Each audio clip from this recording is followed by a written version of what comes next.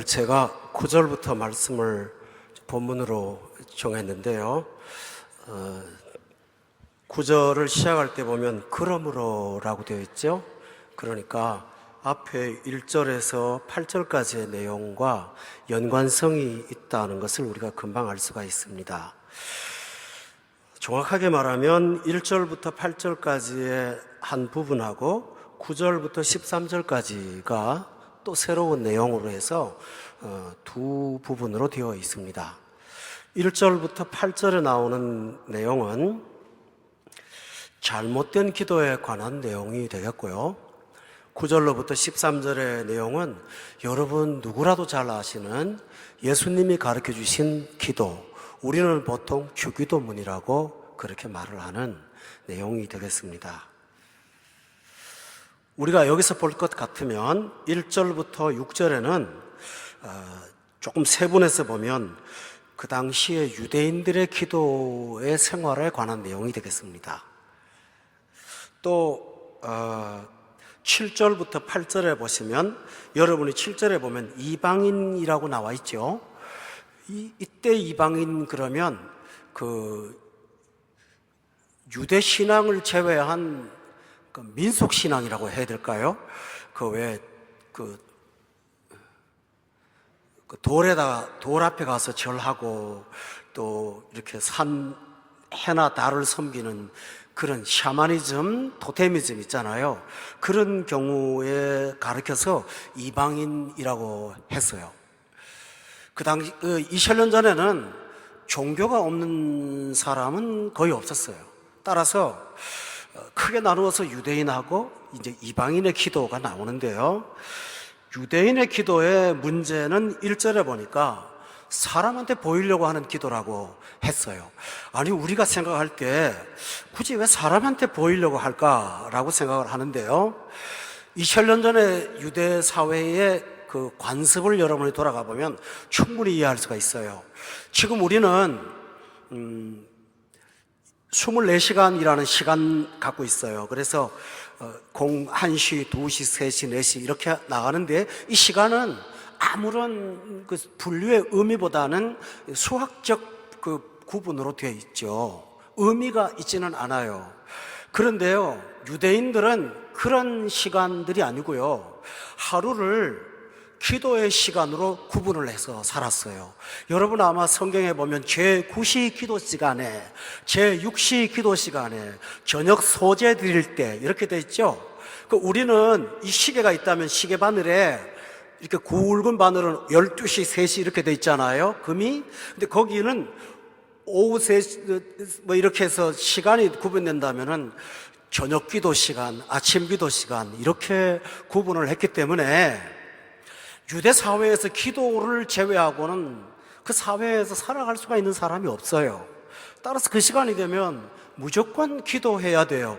우리가 이슬람 문화 가운데 살기 때문에 대략은 의문을 알고 있잖아요. 확성기가 울리면 뭐 어디서든지 기도를 하루에 몇 번씩 하지 않습니까? 이런 관습을 갖고 있는 나라이기 때문에 기도를 하지 않는다고 하면 그 나라에서 서회를 당하는 거예요. 그러니까 사람한테 보이려고도 기도를 할 수밖에 없는 그런 상황이죠. 그런데 그런 정도뿐만 아니고 유대인들이 쓰는 기도는 두 가지였어요. 하나는 히브리 말로 카디스라고 하는데 이 카디스는 짧은 형태의 기도문이지만 쓴 대로 외워서 외우는 거예요. 그러니까 내가 하나님 앞에 돈 주세요, 병 고쳐주세요 그런 내용은 없고요, 써진 대로 읽는 거예요. 또 세모네 에스레라고 하는 기도가 있는데 18번을 축복하는 축복 기도의 내용이 있어요. 그 기도의 내용을 둘 다 외우거나 아니면 손에 들고 기도 시간이 되면은 그 기도를 하는 거예요. 그러니까 내가 마음속에 있는 걸 털어놓는 기도가 아니라 문자에 나온 기도를 그냥 주문처럼 외우는 기도였거든요. 그러니까 엄격히 말하면 하나님에게 뭔가를 간구하기보다는 사람한테 보이려고 하는 관습적 기도였다는 사실입니다. 기도하고 싶은데 실제로는 기도가 기도를 막는 꼴이 되고 만 거예요. 또 이방인의 기도는 뭐냐 하면 7절에 보니까요, 중언부언이라고 했고요, 말을 많이 해야 한다고 되어 있어요. 여러분들, 우리나라의 속담 가운데 지성이면 감천이라는 말 있잖아요. 정성을 기울이면 하늘도 감동을 한다 라는 것 때문에 기도에 열심의 목적이 있어요. 기도의 내용보다는 내가 열심히 빕니다. 잠을 안 자고 그 추운 눈밭에서 자식을 위해서 이렇게 냉수를 떠놓고 무릎을 꿇고 기도를 합니다 라고 할 때 그 기도는 내용보다는 그 기도를 드리는 사람의 정성이 초점에 있어요. 아까 유대 사회는 사회의 구조라면 이것은 인간의 정성이니까 양자가 다 공통점이 있다면, 기도의 대상인 기도를 받는 분보다는 기도자 자체에 있는 기도이므로 실제적으로는 기도에 효능이 없다고 하는 것을 말씀드리고 싶어요. 그런데 예수님의 제자들이 예수님이 기도하는 것을 가끔 보게 됐어요.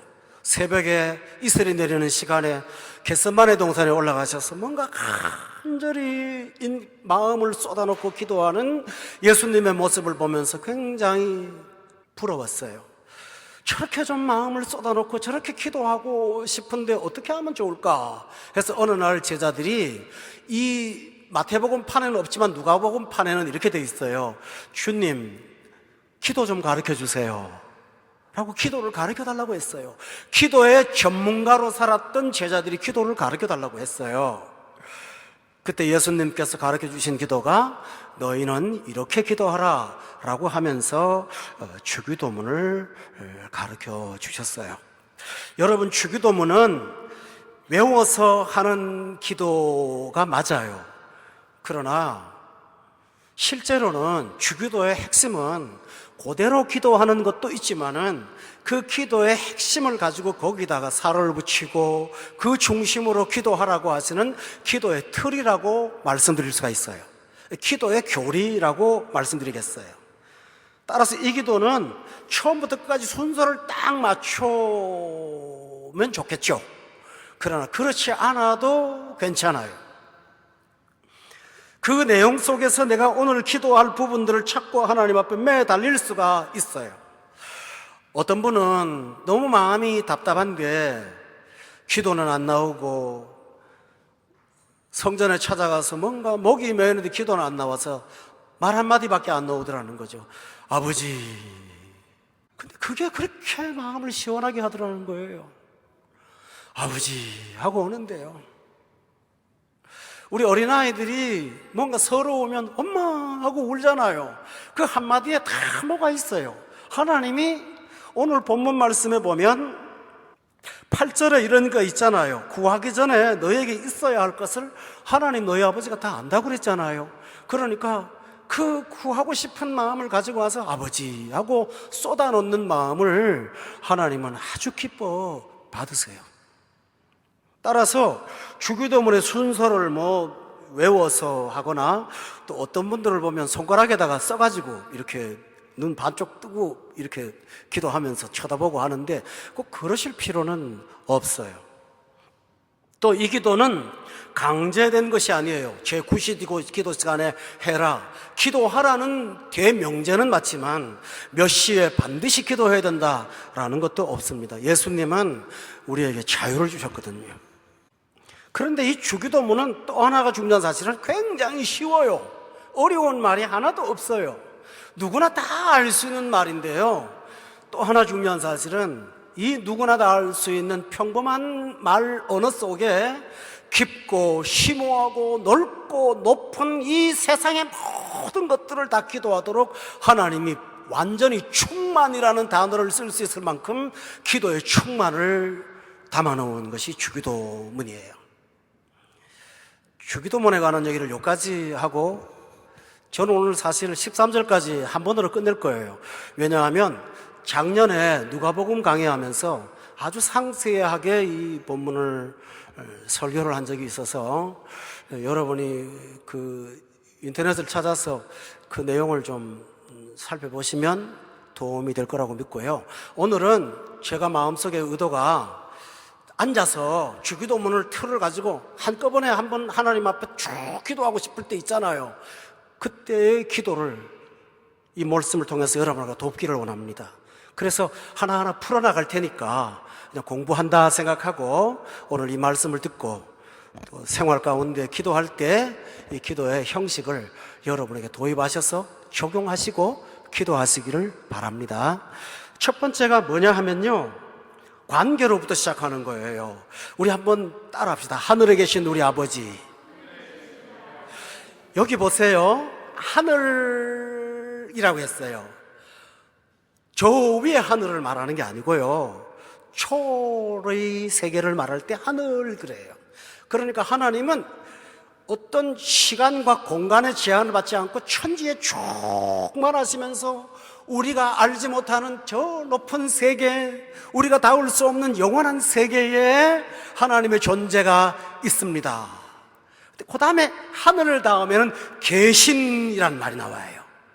우리가 기도할 때 하나님이라는 분이 살아계신지 안 계신지 의심이 된다면 어떻게 기도하겠어요? 그런데 하늘에 계십니다 하고 우리가 기도하면 하늘에 계신 분을 향하여 기도하니 듣고 계시는 그분에게 기도한다는 자세가 나오는 것이죠. 따라서 우리는 그냥 하늘을 향하여 기도하는 막연한 지성이면 감천이 아니고요, 그 감천이 아니라 하늘에 계신 그분을 향하여 기도하는 것입니다. 어느 곳이든지 무릎을 꿇고 하나님 앞에 엎드리면 그 존재하시는 하나님이 나에게 다가오셔서 내 기도에 귀를 기울여 주시는 분이 하나님이시라는 사실을 기억하면서 여러분은 기도할 때마다 하나님은 살아계십니다, 지금 여기서 듣고 계십니다 하는 마음으로 기도하기를 바랍니다. 세 번째로는 아버지입니다. 여러분, 하나님이 아버지가 되는데 모든 자의 아버지는 아닙니다. 에베소서 2장에 보면 어떤 사람은 진노의 자녀라고 했고요, 요한복음 1장 12절에 보면 하나님의 자녀가 또 따로 있습니다. 우리는 본래 태어날 때 진노의 자녀로 태어납니다. 모든 사람은 다 하나님의 자녀로 태어나는 것이 아니라 진노의 자녀로 태어납니다. 우리는 하나님의 자녀로 만들어진 바 되었지만 타락하고 부패해서 하나님의 형상을 잃어버린 진노의 자식이라고 해서 성경의 에베소서에 보면은 본질상 진노의 자녀라고 했습니다. 그런데 누가 하나님을 아버지라고 부를 수가 있을까요? 영접하는 자, 곧 그 이름을 믿는 자들에게는 하나님의 자녀가 되는 권세를 주셔서 성령이 아바, 아버지라고 부르짖는다고, 너희가 하나님의 자녀인 것을 증언하신다고 말씀하셨으므로 오늘 이 기도를 들어가시려면 예수님을 영접한 사람만이 들어갈 수 있다는 사실을 성경은 단서로 달고 있습니다.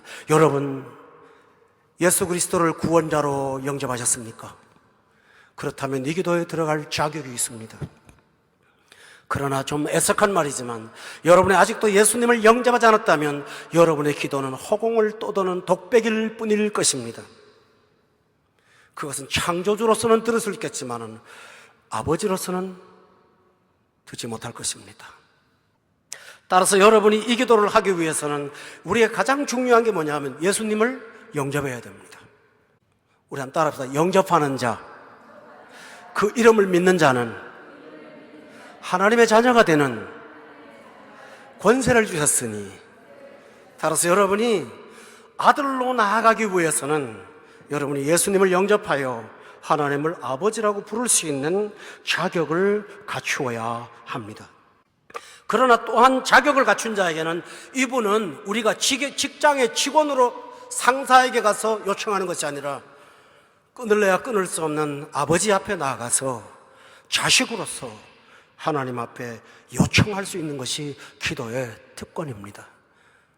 따라서 여러분이 기도할 때마다 어떤 어려운 분을 대하는 것이 아니라 아빠, 아버지가 되시는 그분 앞에 나아가서 자식으로 요청한다는 사실을 기억하고 당당하게, 담대하게 기도할 수 있기를 주의 이름으로 축원합니다.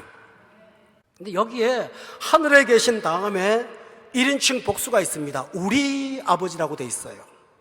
여러분, 이 기도를 할 때는 우리라는 말은 참 중요합니다. 우리가 기도할 때 오늘 주기도문에 보면 헬라 원문에 보면 우리라는 단어가 9번 나오는데 한글 번역으로는 6번 나오니까 정확한 번역이 헬라어니까 9번 우리가 반복된다고 하는 것을 여러분이 기억하실 필요가 있습니다. 여러분, 주기도문은요, 내가 기도할 때 대표로 기도하는 거예요. 뒤에 우리가 있어요. 하늘에 계신 우리 아버지. 기도는 나와 1대1의 관계지만 기도는 우리라는 사람을 포함해서 드리는 기도므로 대표로 하는 기도예요. 내가 기도할 때 내 가족이 뒤에 있고, 내가 기도할 때 교회가 있고, 내가 기도할 때 내가 소속된 공동체가 있어요. 그를 끌어안고 하나님 앞에 나아가는 것이 하늘에 계신 우리 아버지예요. 또 하나 있어요. 우리라고 하는 말은 나의 문제만 기도하는 것이 아니라 이 뒤에 있는 우리 공동체, 나와 함께 있는 이 모두를 끌어안고 하는 기도니까 중보 기도라의 성격이 있어요.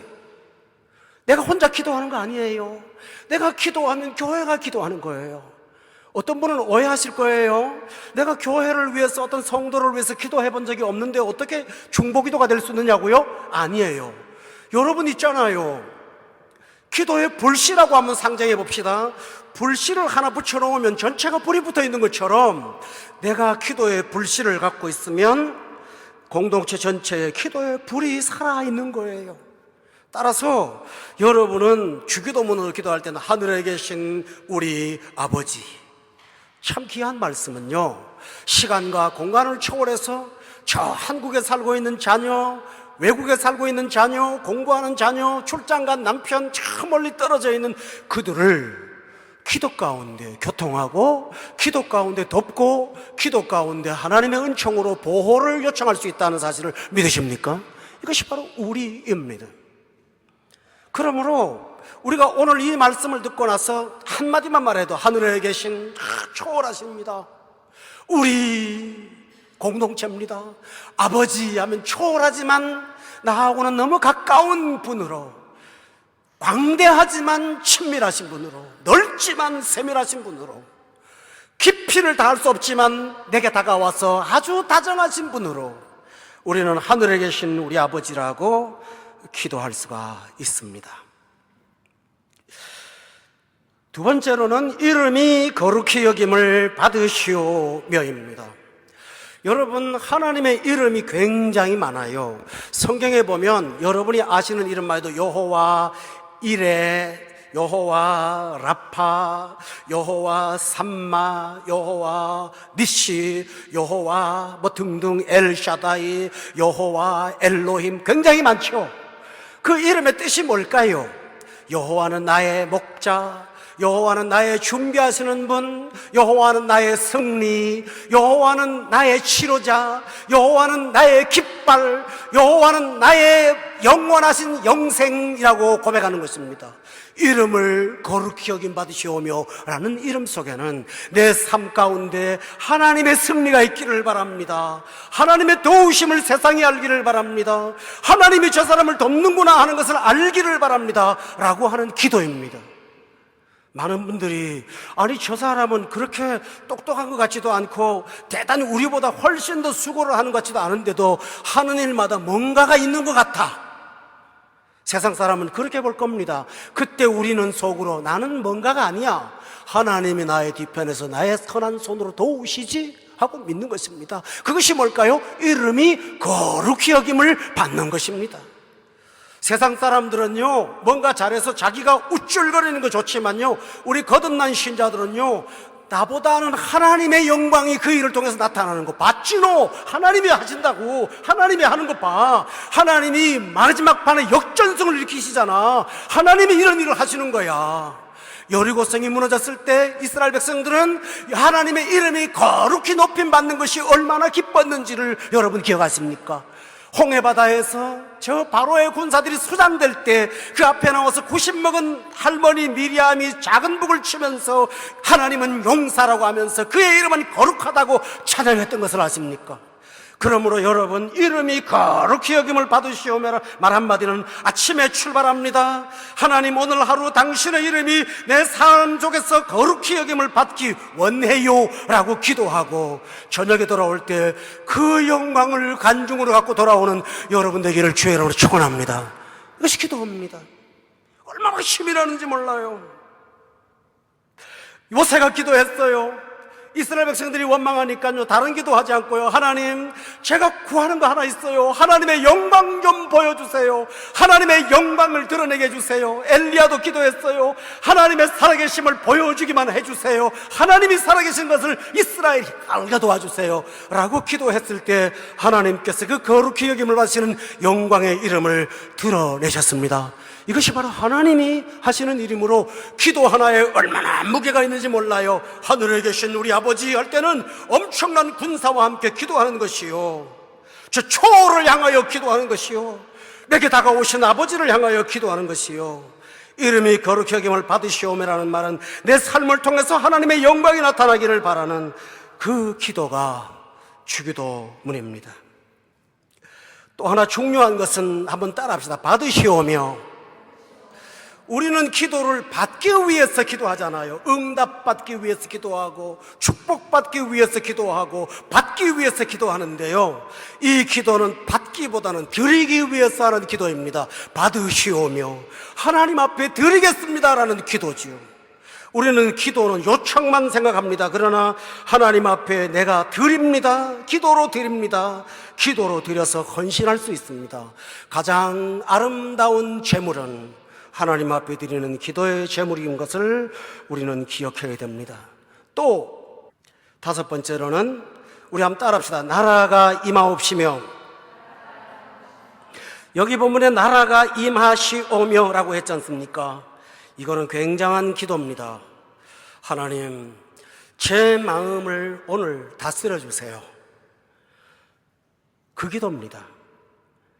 하나님이 다스리면, 기도가 하나님이 다스리면, 갈라디아서 5장에 보면 사랑과 희락과 화평과 온유와 양선과 자비와 충성과 절제이니 이 같은 법을 금지할 자가 없다고 성령이 인도하시면 바로 9가지 성령의 아름다운 성품을 맺습니다. 나라가 임합니다. 천지가 진동하는 고통스러운 현실이 있음에도 불구하고 내 마음을 통치하시는 영광의 주님 앞에 마음을 맡기고 나니까 내 삶이 하나님의 나라가 되고 내 가정에 하나님의 나라의 통치가 이루어지는 것을 눈으로 목도할 수 있는 그 행복을 우리가 누리게 될 줄로 믿으시기를 바랍니다. 이것이 나라가 임하옵시입니다. 또 있습니다. 따라합시다. 뜻이 하늘에서 이루어진 것 같이 땅에서도 이루어지니다. 이 기도가 참 중요합니다. 우리는 기도를 이루어 달라고 기도합니다. 실제로 이 기도는 이미 이루어졌습니다 하고 믿는 것이 기도입니다. 하나님, 내가 기도하면 이루어질 줄로 믿습니다가 아니라 이루어졌습니다를 믿습니다. 하늘에서는 이미 완성이 됐습니다. 땅에서 지금 진행되고 있습니다. 과정입니다. 따라서 우리는 이루어질 줄로 믿습니다가 아니라 이루어진 것을 믿습니다. 결과를 앞에 놓고 하루를 시작하면서 나아가면서 저녁에 잘 되겠지라고 마음을 먹는 것이 아니라 아침부터 하나님이 나를 완성시켜준다는 사실을 믿는 것입니다. 따라서 여러분이 기억하십니까? 성경 말씀에 보면 내가 아침에 주의 형상으로 만족하겠다고 하잖아요. 이 말이 뭘까요? 하나님께서 이미 아침에 완성을 주셨어요. 하루 종일 우리는 뭔가를 기대하면서 가는 것이 아니라 하루 종일 그 완성을 믿음으로 걸어가는 것을 믿기 바랍니다. 이것이 바로 뜻이 하늘에서 이루어졌습니다 고백하는 거예요. 땅에서도 이루어지고 있습니다. 그 믿음을 갖고 여러분이 기도할 때 확신이 생길 줄로 믿습니다. 또 한번 따라합시다. 오늘 우리에게 일용할 양식을 주시옵고. 이 사실은 굉장히 중요합니다. 하나님이 나의 공급자가 된다는 사실을 고백하는 거예요. 하나님, 내 건강 한계가 있고 내 체력 한계가 있고 시간도 한계가 있는데 나 어떻게 먹고 살아요? 그거 불신자가 하는 생각이고요. 주옵시고라고 기도하는 것은 뭘까요? 공급하시는 분이 하나님이라는 사실을 믿고 그 앞에 나아가는 것입니다. 일용할 양식을 주시옵달라고 기도하는 것입니다. 매일매일 하루하루를 하나님이 주신다는 깊은 신뢰와 염려로 살아갈 때 여러분의 마음에 강 같은 평강이 흘러 넘치게 될 것입니다. 이런 기쁨으로 하루하루를 출발하시는 여러분 되시기를 예수 이름으로 축원합니다. 그 다음에 또 8번째가 있습니다. 12절을 다 같이 한번 읽어볼까요? 12절 시작. 우리가 우리에게 죄 지은 자를 사하여 준 것 같이 우리의 죄를 사하여 주시옵고. 이 기도가 참 어떻게 보면 어렵지만 어떻게 보면 참 쉽습니다. 어렵지 않습니다. 이 기도의 전제는 먼저 주님, 저는 용서가 필요한 사람입니다 라고 고백하는 거예요. 사람이 죄 지을 수 있거든요. 근데요, 용서가 필요하다는 것을 느끼는 사람과 그렇지 못한 사람의 차이가 있는 것 같아요. 그런데 오늘 이 주기도는 주여, 나는 용서가 필요한 사람입니다 라고 고백하는 것입니다. 이 마음을 갖고 있다면 다른 사람의 입장도 이해하고 용서할 수가 있기 때문에 이 기도를 하다 보면 나만 용서받는 것이 아니라 이웃도 용서하고 그들도 불쌍히 여기는 그 긍휼의 마음이 성령께서 주시는 마음으로 불일 듯이 일어나게 될 것입니다. 이것이 바로 우리 죄를 용서해 달라라는 기도입니다. 오늘 이 핵심만 전하기 때문에 깊은 내용은 들어가지 못하고 이렇게 전하겠습니다. 9번째 보면 13절에 있습니다. 다 같이 한번 거기 자세히 그냥 보세요. 우리를 시험에 들게 하지 마시옵고라고 되어 있습니다. 여러분, 여기 죄 지은 자를 우리 죄를 사하여 주옵시고라는 말은 지은 죄에 대한 용서를 기도하는 거지만 13절의 기도는 뭡니까? 우리가 또 이러고도 내일 시험 들어서 유혹에 빠질 수 있으니까 하나님, 그런 유혹을 차단해서 제가 시험 들지 않도록 나를 좀 이끌어 주십시오. 다시 말하면 나의 죄성을 염려하는 것입니다. 그 염려하고 걱정하면서 하나님 앞에 내가 연약하기 때문에 하나님 시험 들 수 있어요. 그러니까 시험 들지 않도록 나 좀 도와주세요 하고 하나님 앞에 기도하는 것입니다. 또 하나 있습니다. 10번째 보면 그건 따라 합시다. 다만 악에서 구하시옵소서. 여기서 악이라는 말은 아주 중요한 내용입니다. 인간의 본능 속에는 죄성이 있습니다. 정신과 의사인 스콧이라는 분이 계신데 이분이 자기가 악을 행하고 이런 말을 했어요. 악의 잠재적인 위험성을 내가 알고 있다. 다른 사람, 나 자신에게 파괴적인 요소로 작용한다는 사실을 잘 알고 있다. 그런 인식에도 불구하고 나는 자주 그런 악에 빠진다. 정직하게 고백했습니다. 여기서 우리는 이 기도가 필요하다는 사실을 알 수가 있습니다. 악에서 구하시옵소서. 악은 두 가지입니다. 인간의 본성 속에는요, 내가 아무리 착하게 살려고 해도 이 속에 기회를 만나려고 기다리고 있는 것들이 있습니다. 이게 그 기회만 딱 나타나면 나타나는 게 있거든요. 그때 우리는 그 본성으로부터 구원받아야 되는데 기도하지 않으면 이길 수가 없습니다. 또 하나 있습니다. 죄의 구조입니다. 회사를 들어갔는데 위에서부터 아래까지 전부 다 그러고 살고 있는데 나 하나 빠져나오는 게 쉽지도 않고 가능하지도 않아요. 어떻게 하지를 못하겠어요. 그때 우리가 할 수 있는 일은 다른 거 없어요. 하나님 앞에 기도하는 거예요. 다니엘이 그랬잖아요. 신상에 절을 하지 않으면 집어넣는데요, 죽인대요, 불 속에 집어넣는데요, 사자굴 속에 던져넣는데요. 온 세상이 다 그러고 있어요. 자기 혼자의 힘으로 그걸 이길 수가 없어요. 그때 그가 한 것이 뭔지 압니까? 예루살렘을 향한 창문을 열고 하나님 옆에 나가서 기도한 거예요. 도와달라고 기도한 거예요. 그랬더니 그 구조적인 악에서부터 해방이 된 건 아니고요. 결국은 사자굴 속에 들어가고 불 속에 들어갔죠. 그런데 들어갔는데 거기서 구원이 있어요. 그래서 그 사람들이 깜짝 놀랐어요. 이것처럼 악에서 구원해달라고 하면 하나님께서 지켜주시고 도와주실 것을 믿습니다. 오늘 마지막 기도를 말씀드릴게요. 여기 가로를 열고 가로를 닫아놨네요. 어떤 사본에는 없대요. 그런데 대부분의 사본에 있기 때문에 가로에다가 넣었어요. 우리 생의 모든 기도의 목적이 여기 가로에 있어요. 나라와 권세와 영광이 아버지께 영원히 있사옵나이다. 성도 여러분, 전도서라는 성경을 잘 아시지요? 전도서에 보면은 업적이 많은 한 사람이 자기 인생을 다 살고 인생의 말년에 생애 뒷날을 돌아보면서 돌아온 날을 돌아보면서 회고를 한 내용이 있습니다. 그 회고 속에 나오는 특징적인 단어가 뭔지 아세요? 다 헛된 거였다라는 것입니다. 그러나 주기도문대로 살면, 주기도문대로 기도하면 오늘 13절에 보세요. 나라와 권세와 영광이 하나님께로 돌아가고 영원히 있게 될 것입니다. 우리가 하는 일은 헛되지 않고 열매 맺고 싹을 틔워서 대대손손 이 귀한 삶의 열매가 진행되고 이루어질 것을 여러분이 믿고 살아가시기를 예수 이름으로 축원합니다.